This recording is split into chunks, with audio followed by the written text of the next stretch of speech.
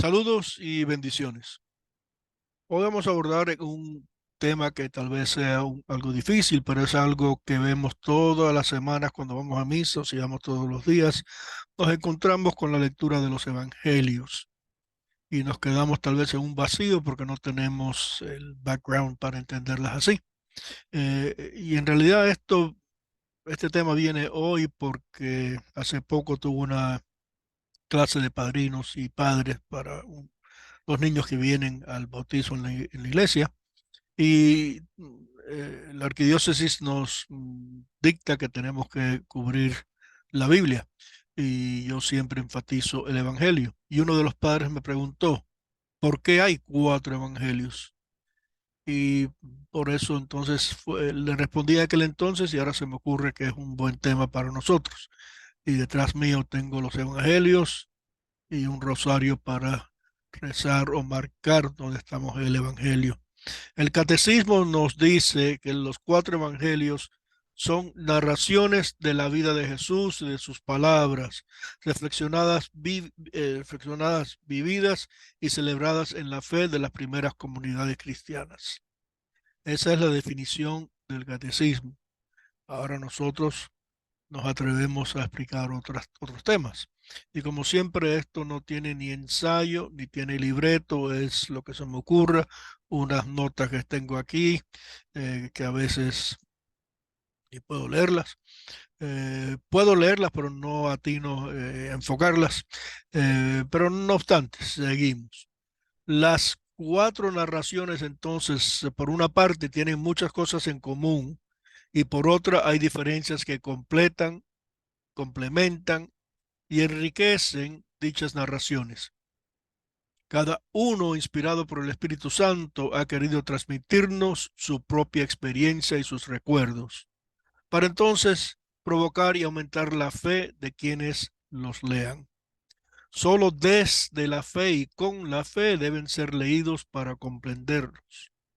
Estos escritos surgieron en el entorno de ciertas comunidades. Marcos, por ejemplo, en la de Roma, Mateo en la de Antioquía y Lucas en unas comunidades compuestas mayoritariamente por no judíos, Grecia, Siria y Roma. Juan en la de Palestina o en las de Asia. Ahora bien, hay tres de los evangelios que le llamamos sinópticos.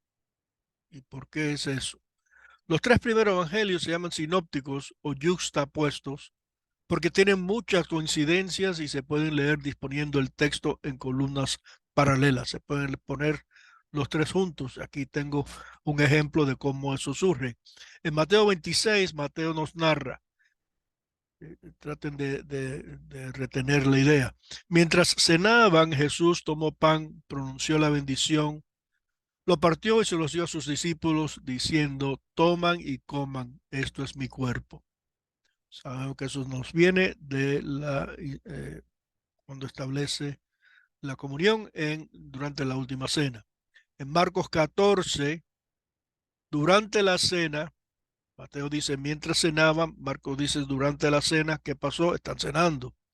Durante la cena Jesús tomó pan, igual que lo dice Mateo, dio la bendición, lo partió, se lo dio a sus discípulos y dijo, toman, esto es mi cuerpo. Lucas, el tercer sinóptico, nos dice, después tomó pan, dio gracias, lo partió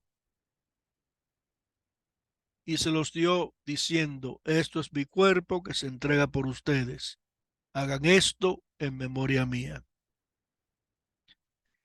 Esa última línea, por cierto, yo siempre he tenido un problema con ella, porque si yo fuera sacerdote, yo digo, hagan esto y grito el esto, subrayo el esto, apunto para la palabra esto, porque de todo lo que nos dice el Señor que hagamos por nosotros mismos, por nuestros amigos, por nuestros enemigos, solo nos dijo que hiciéramos una cosa en memoria de Él, y es esto. Por eso es que yo pienso que el esto debe ser bien enfatizado.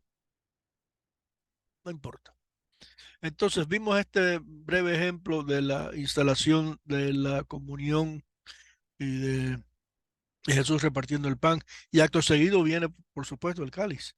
Y los tres tienen una parte igual. Y en los Hechos de los Apóstoles se encuentra hasta una cuarta parte, pero como fue escrito también por Lucas, él se copió de sí mismo y es permitido, no es un plagio. Entonces, sobre el problema sinóptico, y le llamamos problema porque, por no llamarlo otra cosa, diríamos lo siguiente, que muchas partes son comunes a los tres evangelistas. Por ejemplo, los tres tienen comienzo en Galilea, los tres tienen misión en Galilea, la subida a Jerusalén y la pasión, muerte y resurrección del Señor. Algunas partes son comunes solo a dos de los evangelistas. Jesús en Cafarnaúm, el nacimiento de Jesús, la curación de la cananea y exigencias del maestro. Jesús en Cafarnaúm, se me olvidó decirles, en Marcos y Lucas, la curación de la cananea, Marcos y Mateo, y las exigencias del maestro en Mateo y Lucas. Mencioné otra ahí que ahora no me recuerdo, el nacimiento y juventud de Jesús. Eso aparece nada más que en Mateo y Lucas. Marcos y Juan no le dan importancia al nacimiento de Jesús. O sea, si estamos buscando la estrella, los sabios, el pesebre, solamente Mateo y Lucas los tienen. Ahora, hay algunos hechos y palabras que aparecen solo en uno de los tres. Hemos hablado de los tres, hemos hablado de dos y ahora vamos a uno solo de los tres. Y es la oración en común, solo aparece en Mateo. Marta y María solo aparece en Lucas y el hijo pródigo aparece solamente en Lucas. Eh, hay más, pero no me acuerdo ahora de ellos. Entonces, de estos temas podemos concluir lo siguiente. Los tres evangelistas sinópticos tuvieron a disposición algunas fuentes en común, por eso es que hablan los tres de la misma cosa, pero las adaptaron a sus comunidades a las cuales estaba escribiendo. Las tres presentan a Jesucristo con algunos rasgos particulares. Para Mateo, Jesús aparece como el Maestro, el Señor, el Mesías, por tanto tiempo esperado. Para Lucas, Jesús es el Salvador misericordioso, que acoge a todos los hombres. Y para Marcos, Jesús es el Hijo de Dios. Para Marcos, bien simple, como su evangelio, que es bien simple, corto, rápido. Rápido es. Marcos no deja que Jesús descanse, lo tiene en movimiento constante. Los tres ponen de manifiesto las características de sus comunidades. La de Mateo eran cristianos judíos, Marcos habla a gente de origen pagano y Lucas tiene una perspectiva más universalista de todos aquellos de aquel entonces. Pero ¿por qué hay diferencias entre los cuatro evangelios? Nos podemos preguntar. Y estos son el por qué. Cada uno de los evangelistas narra los hechos sobre Jesús según su propia experiencia y la sensibilidad personal. Cada evangelista arregló todo el material de la vida de Jesús según el objetivo que se le proponía al escribir su evangelio y según los destinatarios al que era dirigido. Ya hablamos de cuáles eran los destinatarios de acuerdo a cada uno de los tres. Cada evangelista se sintió totalmente libre frente a los pormenores históricos o geográficos. Eh, a los evangelistas no les interesaba mucho si un milagro fue antes o después, en la secuencia de los milagros, o si esa enseñanza la dijo en uno u otro lugar. Eso no era importante para ellos. Lo importante para ellos era mantener vivo el recuerdo del mensaje y de la persona del mismo Jesús. Hablamos de los tres sinópticos, Mateo, Marcos y Lucas, y ahora nos tornamos al último de los evangelios, que es el de Juan. Comparado con los tres, resulta bien sorprendente este evangelio. Eh, Son tantas y en todos los aspectos las divergencias con ellos que se impone la conclusión de que Juan sigue un plan teológico y un orden cronológico muy distinto al de los sinópticos. La cuestión central en la exposición de Juan es el misterio de la persona de Jesús. Él es el Logos, la palabra de Dios hecha carne. Y así lo dice desde que empieza hasta que termina. Juan 1 empieza así. El hombre Dios que ha venido del Padre y a él reforma. En Jesús queda realizado el proyecto de Dios creador sobre el ser humano. En él, en Jesús, se hace patente el amor leal, sin límite y sin regateos, de Dios por la humanidad. El cuarto evangelio difiere considerablemente de los tres anteriores, tanto por su forma literaria cuanto por su contenido. La tradición cristiana lo atribuye al apóstol Juan, a quien identifica como el discípulo que Jesús amaba. El Evangelio de Juan es distinto de los otros tres que se llaman sinópticos, como hemos venido diciendo, por presentar la misma visión de conjunto o sinopsis. De los 29 milagros que recogen los sinópticos, Juan toma solamente 2 y añade otros 5 nuevos. ¿Por qué? Tal vez todos los otros no le eran importantes a Juan, y estos 5 nuevos sí. Ninguno de los discursos que aparecen en los sinópticos, por ejemplo, los 5 importantes discursos de Mateo, el de la montaña, el apostólico, el de las parábolas, el eclesiástico, el escatológico, ninguno de esos aparece en Juan. Y los discursos que Juan tiene, empezando el capítulo 3, no aparecen en los sinópticos. O sea que cada cual tiene una visión de lo que estaba surgiendo con Jesús en 4 diferentes modalidades. Y como se estaban escribiendo 4 diferentes grupos, también ese es uno de las diferencias que había. El lenguaje de los sinópticos era popular, concreto y vivo, sobre todo el de Marcos, como hemos aludido. El de Juan es más solemne, mucho más solemne, a veces abstracto. No tiene ninguna de las parábolas del reino, ninguna. En los sinópticos, el tema central es la predicación de Jesús, la predicación de Jesús en el reino enfatizado, y aparece 48 veces en Mateo, 34 en Lucas y 13 en Marcos. Jesús como el rey y su reino. En Juan varía todo y el tema central es la vida. No menciona eso 35 veces, casi tantas veces como Mateo menciona el reino de Dios. Los sinópticos se fijan más en lo que Jesús hace y enseña. Juan centra su atención ante todo la persona misma de Jesús, el Cristo, el Hijo de Dios, que exige a todo hombre una fe incondicional. Según los sinópticos, los hombres se dividen en justos y pecadores. Juan los divide en creyentes o incrédulos. Una perspectiva y una dirección muy diferente de los tres al uno.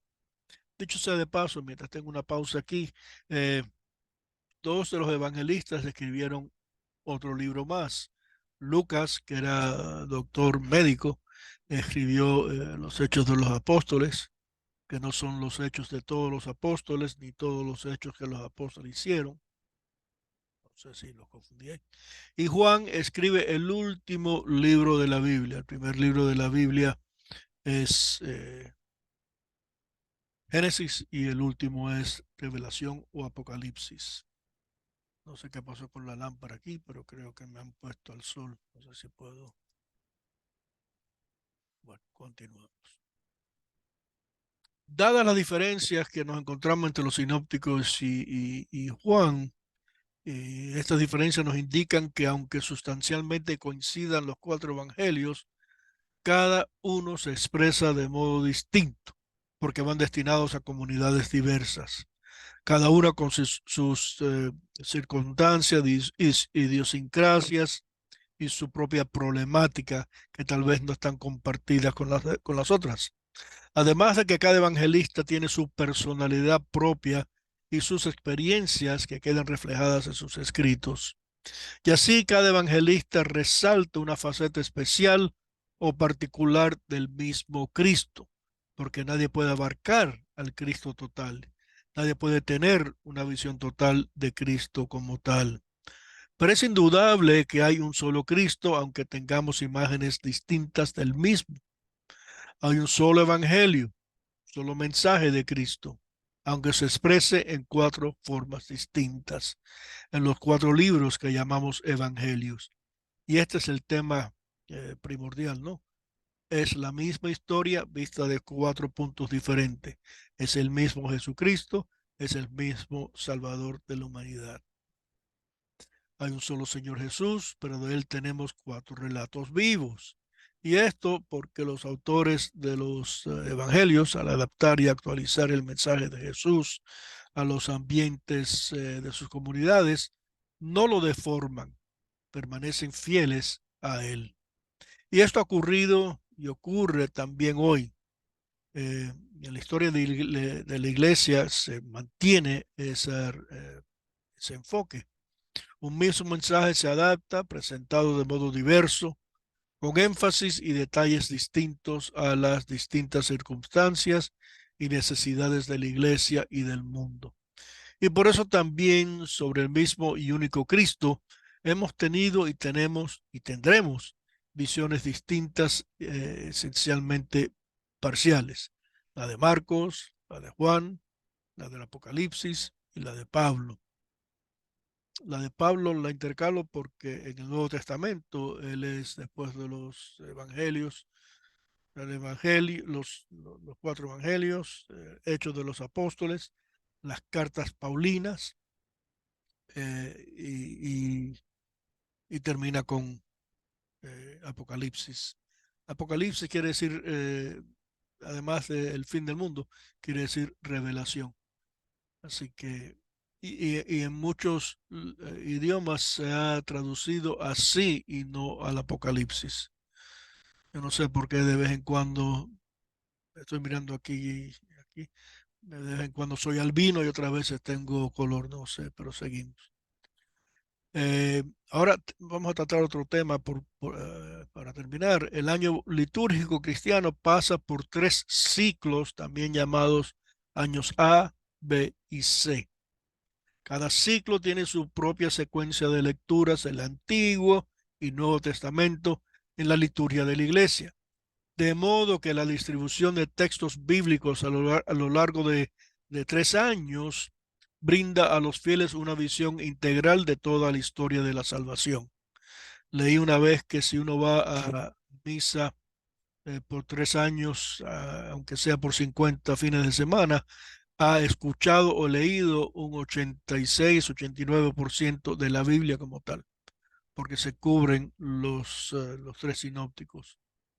Con este fin, el rito romano de nuestra iglesia organiza las lecturas bíblicas de la celebración eucarística que se complementarán cada 3 años. En el año A, la lectura principal es el del Evangelio, sigue el Evangelio de San Mateo. En el año B, en el que estamos ahora, eh, la lectura principal viene del Evangelio de San Marcos. Y el año C, el que vamos a abordar el año que viene, es el Evangelio de San Lucas. ¿Y qué pasó con el Evangelio de Juan? Estamos hablando nada más que los sinópticos. Y el Evangelio de Juan está reservado para ocasiones especiales, especialmente fiestas grandes y solemnidades, como un énfasis en la Semana Santa. ¿Y cómo se sabe si el ciclo litúrgico actual es el A, B o C? Este es un secreto que les voy a compartir que tal vez complica más algo que no es tan complicado.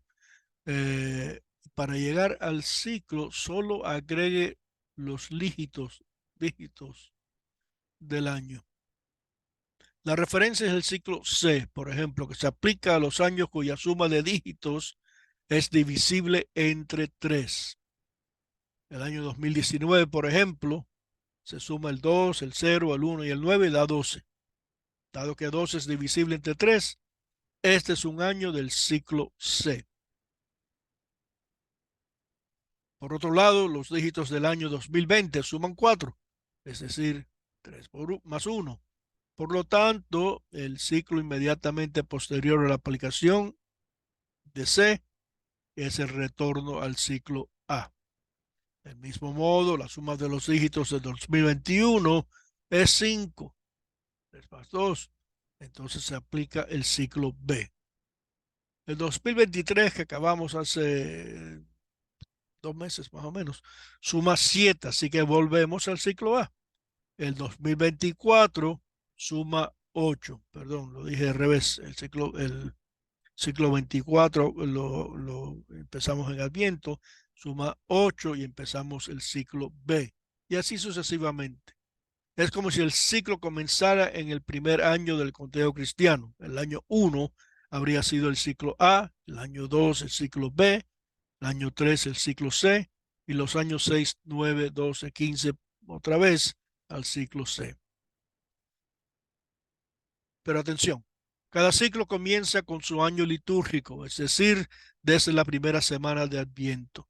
Eso significa que litúrgicamente el ciclo 2024, donde estaba, comenzó ya en el 2023, el primer domingo de Adviento, como hemos enfatizado en nuestro grupo dominical, que fue el 3 de diciembre del año pasado, 2023. No tenemos que esperar hasta el 1 de enero de 2024 para entrar en el ciclo B, ya que el punto de partida no se basa en el año calendario, sino en el calendario litúrgico de la iglesia. Wow, lo he complicado mucho, no se preocupen. La C sigue a la B, la cual sigue a la A, y ese es el proceso. Están en misa, interesante también, ¿no? Porque si están en misa y estamos oyendo a Lucas predominando todos los sábados por la tarde y domingos, entonces sabemos que estamos en el ciclo C, venimos de la B y vamos a la A, tan simple como eso. Pero lo importante antes de despedirnos, y espero que haya compartido más explicación que confusión, lo importante es tener en mente que la iglesia es un magisterio, ha reconocido que cada de uno de los enfoques debe compartirse el año entero. Entonces, también es curioso que oímos la misma historia, pero con la diferente óptica de cada uno de esos. Bueno, mis amigos, con eso terminamos. En breve tendremos otra charla, tal vez enfaticemos a Juan, que no se queda solito, no crean que por ser los tres sinópticos y él no, Juan no tiene importancia, no se le dedica un año litúrgico entero, pero se le dedica partes importantes durante el año litúrgico. Bendiciones hoy y siempre, nos veremos pronto en otra charla.